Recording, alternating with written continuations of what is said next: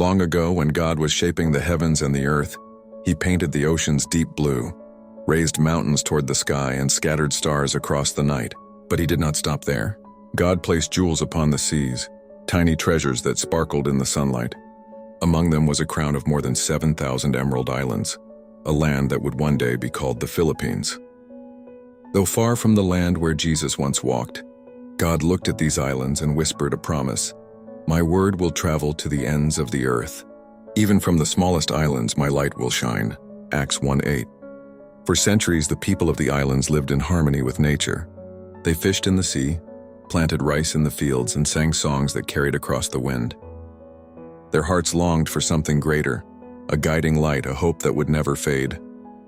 And in God's perfect timing, his promise came true. The good news of Jesus Christ, the Savior who died and rose again, reached the islands. Hearts were opened. Families began to gather in prayer. Children sang songs of praise, and churches rose across the islands. The Philippines became a light in Asia, a land where faith took root and hope blossomed. From the mountains of Luzon to the shores of Mindanao, prayers and songs of thanksgiving rose like incense to heaven. The people learned the joy of giving, the power of forgiveness, and the comfort of trusting in God's promises. But God's plan was even bigger. He spoke to the Filipino people. "Your faith is not just for these islands. Carry my light to the nations." Matthew 5:14-16. And so the story continued.